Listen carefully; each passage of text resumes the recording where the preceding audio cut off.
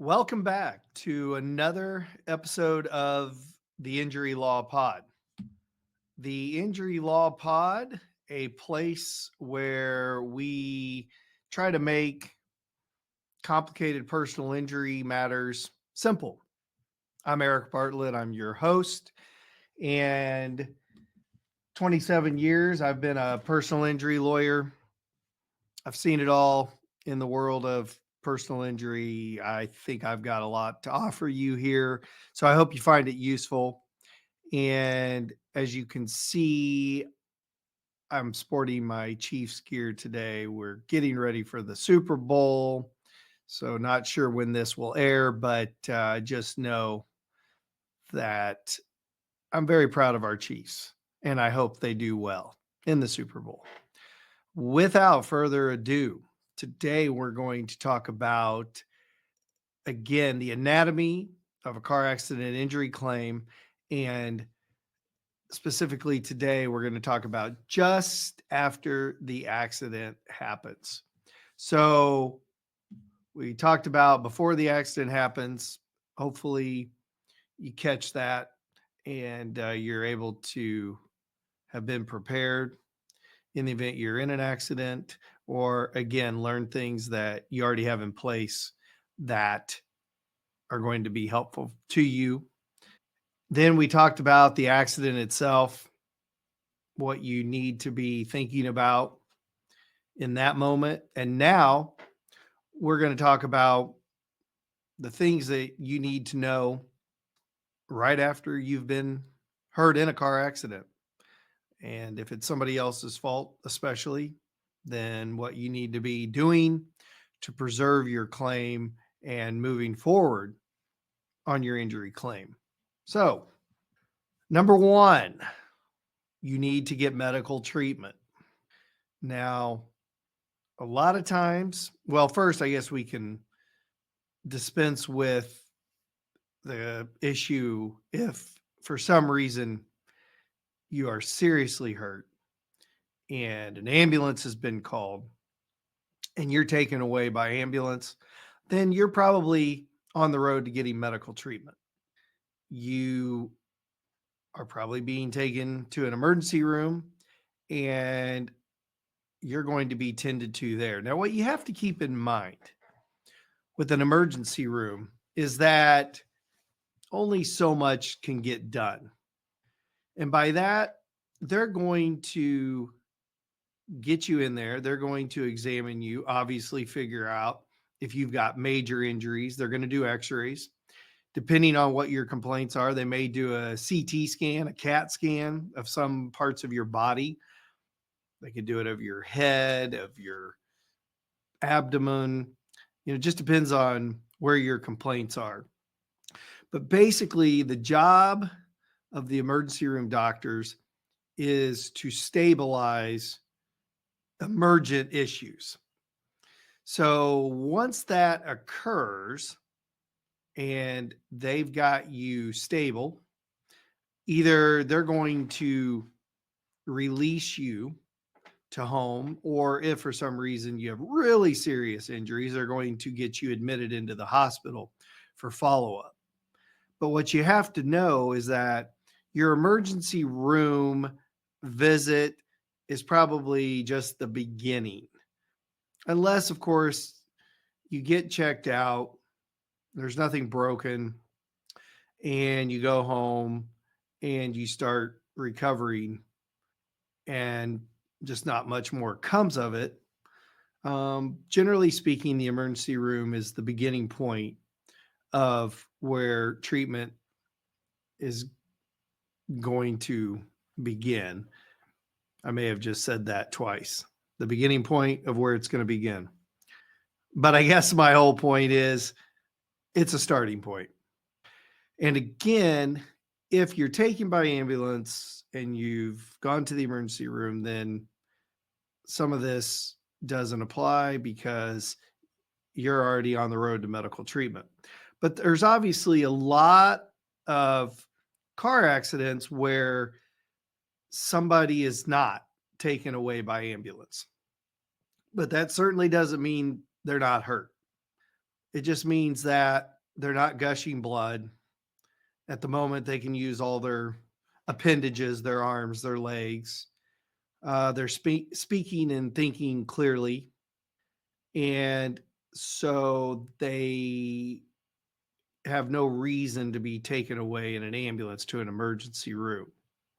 What I often see happen is people are in an accident, they get home, they start settling down, the adrenaline starts settling down, and they start feeling pretty rough. And whether that's within a few hours or whether it's overnight, whatever that looks like, our body generally starts reacting to the trauma that was experienced, and it starts tightening up. It starts reacting in painful ways. And at that point, people think maybe I need to go get checked out. So at this point, it's kind of crucial because a lot of people just kind of have that question mark of, well, is it bad enough? Do I really need to go get seen? Am I making more of this than it really is?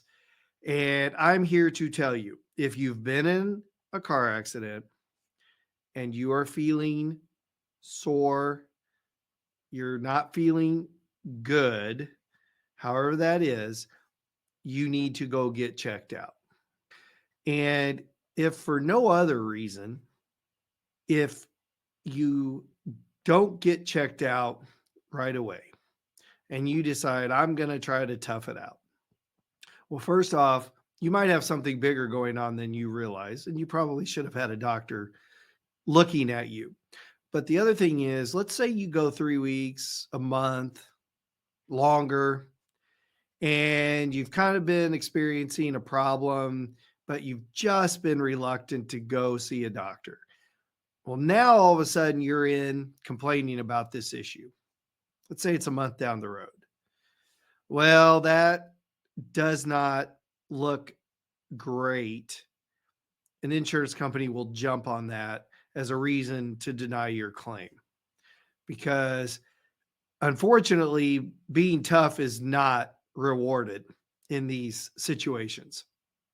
You, when you create a gap in your treatment, you give the insurance company every reason to argue that obviously you didn't really have a serious injury, or what happened over the course of the last month that has now become a problem for you.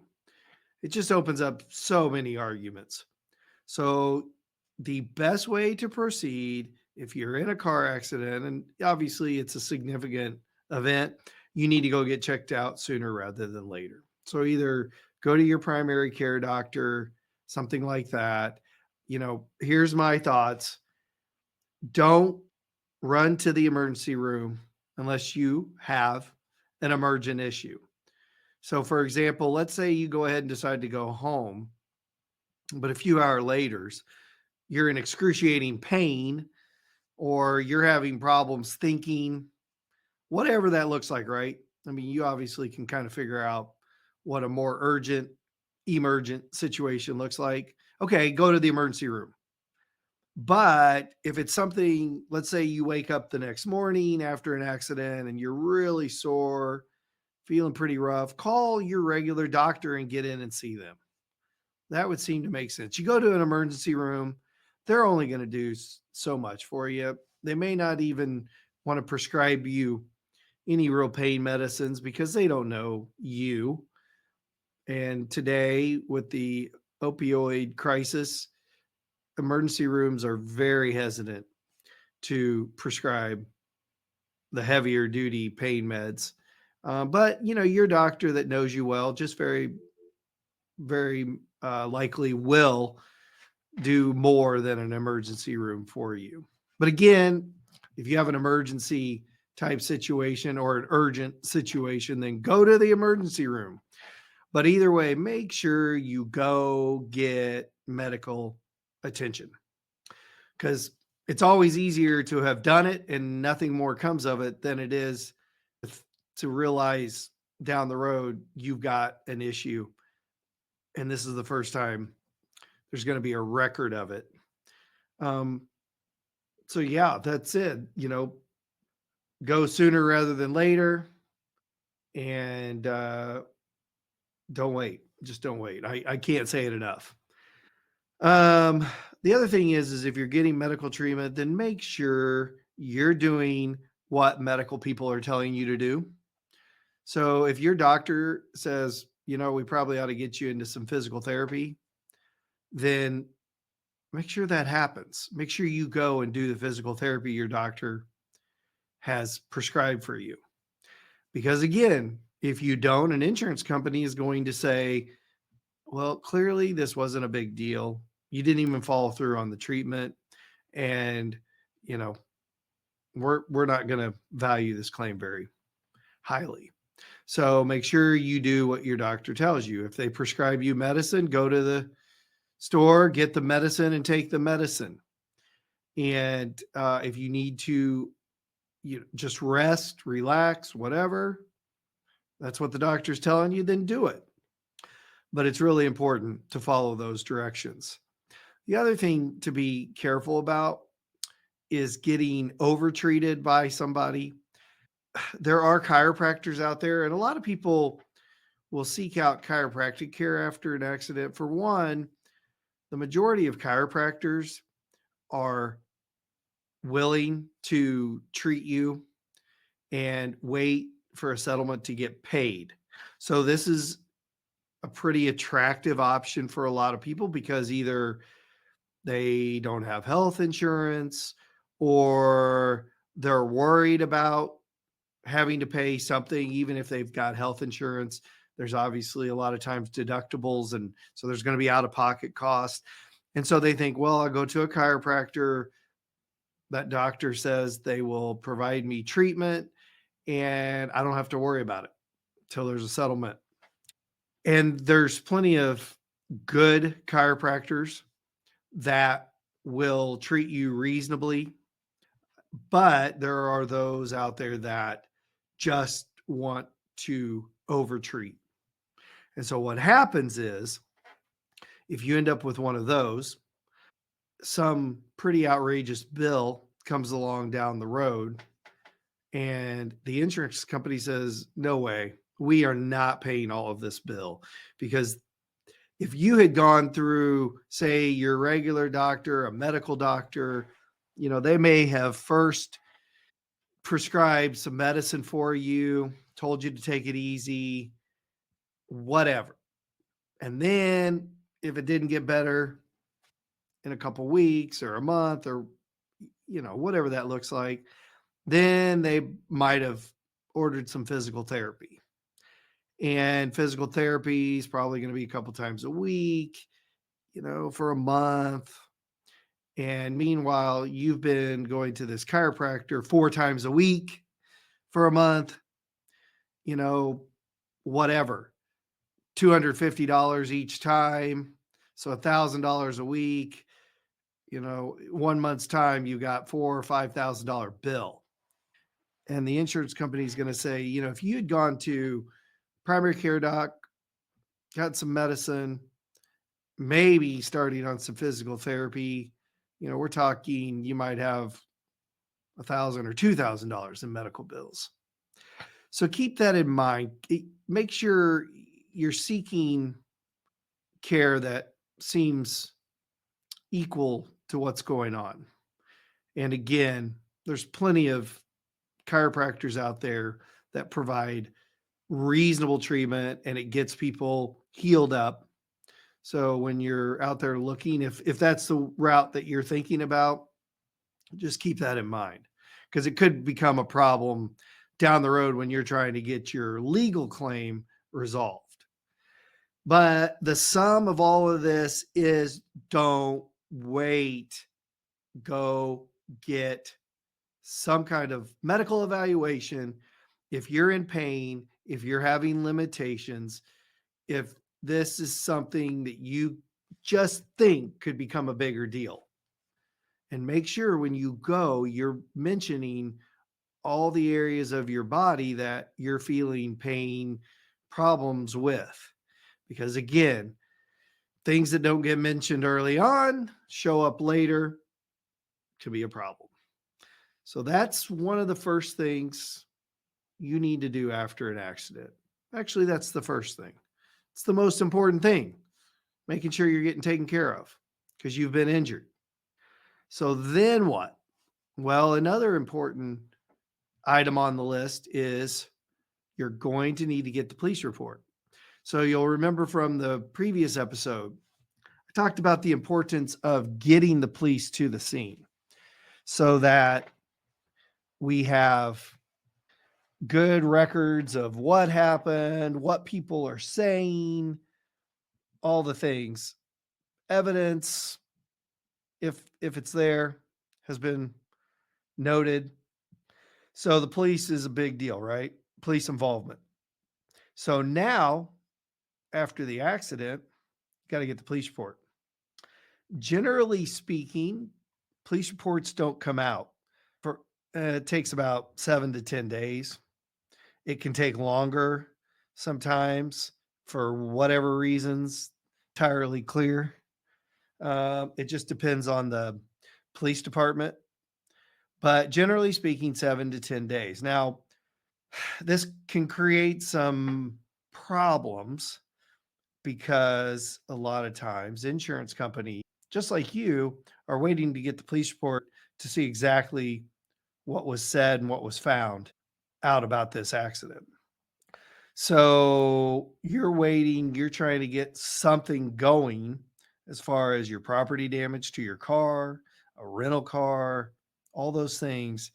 And you're not getting very far very fast with the other driver's insurance because you're waiting on a police report.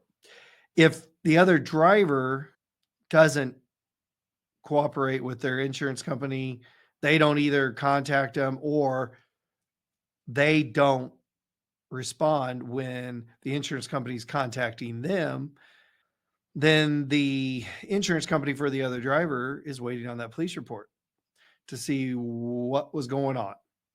So the delay in the police report can be problematic for sure. And again, sometimes the more serious the accident, the longer it can take.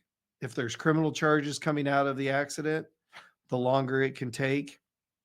So sometimes what has to happen is you have to find out who that other driver is and or probably more importantly who their insurance is. And again, if it's a serious accident, you're taken away by ambulance, whatever that looks like, you may not have gotten that information. So you may need to be following up with the police department trying to get you can move things forward. And it just can be really hard. It really can.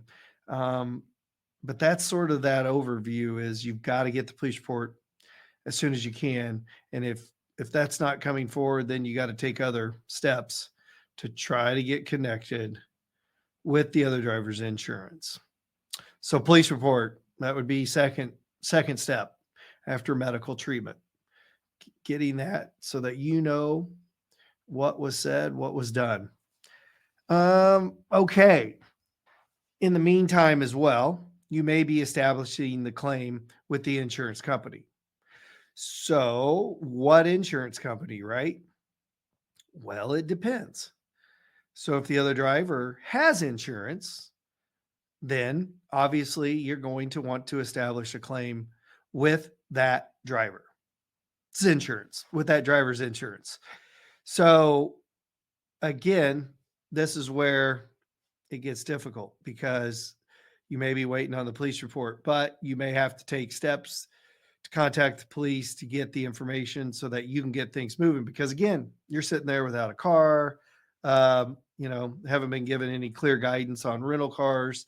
Now you do have your own insurance, and depending on what coverage you have, maybe you can go ahead and start moving forward with your own coverage if you want to do that.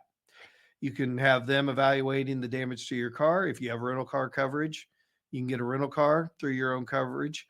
And then what happens is, assuming the other driver does have insurance, somewhere down the road, um, your insurance is going to go after the other driver's insurance for what they paid out on your car. And if they paid out rental car expense, those types of things. So you can certainly work with your own insurance. It's not your fault. So they're not supposed to raise your rates for this. And again, if it kind of speeds things up so that you're not sitting there without a vehicle if you need to get to work or all the other things that living requires to have a transportation, then you can go through your own. But here's what we've got to remember. You're entering the danger zone. Cue the Top Gun music at this point. All right, nobody's going to cue any music. But this is the danger zone. When you start connecting with these insurance companies, you really gotta put on your shield, or have your shield, put on your armor, because even your own insurance company may not be your friend. So what does that look like? Well, if the other driver ends up not having insurance and you're going to be making an uninsured motorist claim, then your insurance company essentially steps into the role of the other driver. So now all of a sudden, well, not that they were ever your friend, but they're really not your friend because they're now defending a claim. So you're going to be making a claim for uninsured motorist benefits with your own company. So you want money from them. So they have every reason to, like I say, act like the other driver, defend the claim. That means everything from how the accident happened to what your injuries are, what your treatment is, did you have lost wages, and really the most important thing is everything you went through, the harms, the losses, which is obviously thrown about in today's culture as pain and suffering. And really, if you've ever gone through anything like this, it's interesting because it truly is everything that you go through in dealing with injuries, treatment, pain, all of that. That's really the disruption in your life. And that's the biggest stuff with all of these. So you've entered the danger zone when you start talking to insurance companies, and you got to be on guard. So what does that mean? Well, when you're contacting insurance companies, including your own, you obviously want to tell them what happened, tell them about your injuries, tell them if you're missing work, whatever that looks like. But you don't want to give recorded statements. Make sure you always lodge this in your brain somewhere. You do not want to give an insurance company a recorded statement. Why, Eric? Why don't you want to give a recorded statement? I mean, they kind of made it sound like that's what has to happen. Well, it doesn't have to be recorded. If it's your own insurance company, you have to cooperate with them and you have to tell them what's going on, but you don't have to let them record it.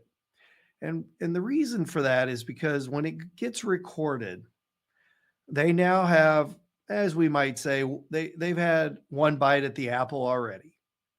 So if this thing carries down the road and becomes a bigger deal and gets into a lawsuit somewhere, some way, somehow, someday, then you're going to have to give a deposition. And a deposition is where you sit down with a lawyer for the insurance company and a court reporter, and hopefully at that point you've got your own lawyer, but you're going to have to testify under oath as to what happened and what your injuries were and all the things. And now, if they have a transcript of a recording that you gave them sometime before, that's going to make an appearance.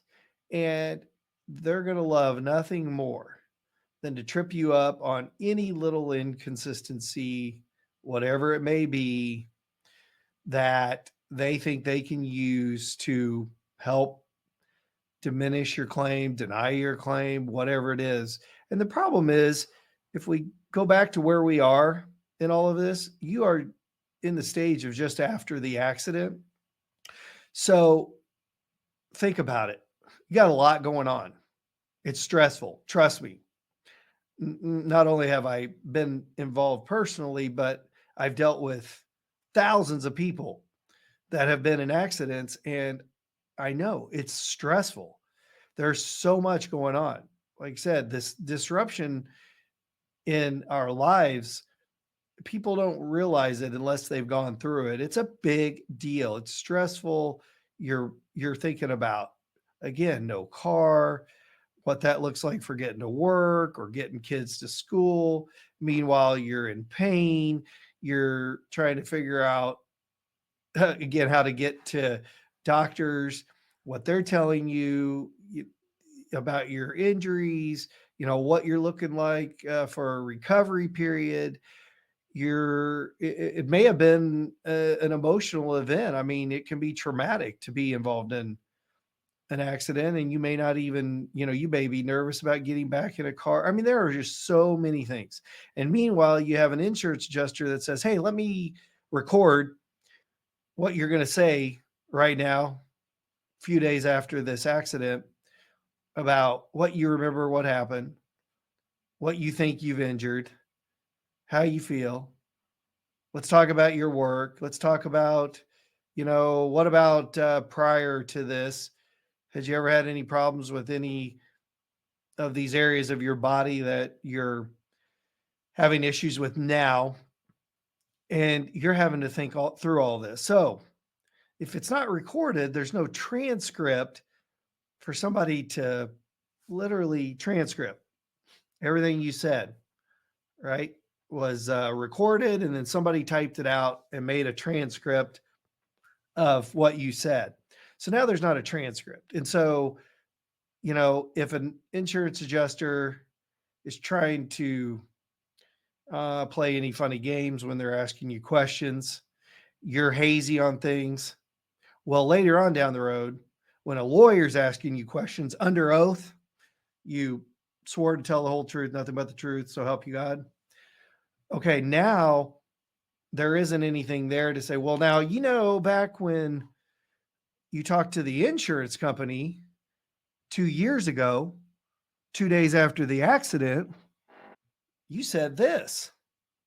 And you're sitting there going, wow, I don't even remember that. That time was pretty crazy. Oh, you knew I had a concussion, right? And my brain was foggy. And this adjuster, I don't even remember the adjuster taking my recorded statement. Okay, you see, you get the point, right? There's no future in having a recorded statement because it's not going to be accurate. And what you say initially, once you've had time for the fog to clear, it could be a whole different story. And, now you're testifying under oath. And so you're probably going to be much more accurate on your memory and the things that you've gone through. So, all right, the danger zone, dealing with insurance companies. So, no recorded statements. What else is in the danger zone? Well, also in the danger zone is something we've seen insurance companies doing lately, which is trying to settle claims on the quick. So you reach out, let's say you finally get in touch with the other driver's insurance and you tell them, yeah, I went to the emergency room, or, ambulance took me to the emergency room and I got checked out. Now I'm doing this. And they're like, hey, listen, here's the thing. I've got a deal for you. Okay. They're not going to say it like that, but there's a good chance they're going to tell you, hey, listen, here's what we're going to do. We're going to pay the ambulance bill. We're going to pay the ER bill, and we're going to give you $500 for having to go through all this. So I can get the paperwork over to you. I can get it over to you today. Just, do you have that emergency room bill? Do you have the ambulance bill? You got anything to send me? Because we can get this wrapped up right now. Okay. Danger, danger, danger. Now, why would they want to do that? Why would they want to close this out right now? I mean, they don't even know You don't even know the extent of what's going on here. Well, because they would love to close the claim out and be forever, ever. Very dramatic, yes. They want to forever close out the claim so that you're done. You cannot go back to them ever again on this accident, on your injuries, and you don't even know the extent of what is wrong with you. And it's happening more and more. We're seeing this a lot. What we used to see, and we still see it, but like I said, now there's been a little shift. We used to see just the denial game. So you call and you say, you set up the claim with the insurance company, and then they're like, yeah, we're not really believing that. Um, Tell us about your severely fractured arm. Did you have problems with that arm before this accident? Now, I know you had a very severe fracture, had to have emergency surgery. They had to put like a rod in your arm. Had you ever complained about that arm before this accident? We don't believe that what you're complaining about now is any different than what you had in the past. So, yeah, we're going to deny the claim. We're not paying you any money. They used to just do all kinds of denial games, just treat people terribly. People normally call us and they're not in good spirits. They're all jacked out of gear with the insurance company because the adjuster's rude, the adjuster's questioning everything that they're telling them. And that used to be the primary game. Now they're taking a little bit of a different tact on this. And it's more of a, hey, it's okay. We got you. I tell you what, let's get this wrapped up. We're going to pay your bills. We'll give you a little bit of money for having to go through all this. We'll send the paperwork over, get it signed. We're done. Yeah. Okay. So that's not good. So anyway, be mindful when you start talking to insurance companies. They're not your friends. I don't care if it's yours or the other drivers or whoever's, because again, there's a good chance you may be making a claim on your own. The other possibility is underinsured motorist coverage. If for some reason the other driver's insurance ends up not being enough, then you're going to need to do a claim on your own coverage. So again, just remember when you're dealing with your own coverage, they very well could become your enemy down the road. And not that they're your friend from the beginning. They're an insurance company. They're a business. They have one job: take premiums, assess risk, pay as little as they have to on a claim. But people often think, I've had X insurance company for 25 years. I've always been loyal. They'll treat me well. No, they won't. They won't. They don't care. Now they're faced with a claim, and their job is to handle the claim in the best benefit to them. All right. Finally, rental car. We talked about it already a little bit. But yes, you want to make sure that you're working to get that rental car. If you have to take an Uber, keep the receipts. Again, if you're in that period where you can't get in touch with insurance companies, if you got to get someplace, you got to get someplace. And then you can submit some bills later on. And whether you go out and you get a rental car through your own credit card, you can submit the bill later. Here's the deal. If you were driving a Prius, don't go out and get a Lamborghini as a rental car, because they're only going to pay you essentially equal to what you are replacing. And also, if you had anything damaged in the accident, glasses, clothing, a laptop, all that stuff, you can make a claim on that, and you'll just need to be able to prove it. You'll have to prove the damage. You'll have to prove, what it cost, what the value of those things was or is. But those are all areas of damage you can claim. And you got to remember this finally, is that none of these insurance policies through the auto coverage are going to be paying you bill by bill. They're going to pay you your property damage, in theory, pretty quickly after the accident. But as far as your injuries, so medical bills, lost wages. So while you're missing work, you're not going to be getting paid weekly or anything like that. You're going to be keeping a tally. And hopefully you have like sick benefits or something like that. You can utilize those, and then you could still make the claim for your missed time because you just had to use sick benefits, a benefit of yours, because of somebody else's fault. So you can make a claim for your lost wages. But all of that stuff, and of course, again, pain and suffering, that's going to be a one-time settlement down the road, and you don't want to rush that. We'll talk about that more in later episodes. So there it is. You now know what you need to be thinking about right after an accident so that you don't make any mistakes. And I will plan on seeing you and talking to you on the next episode of the Injury Law Pod.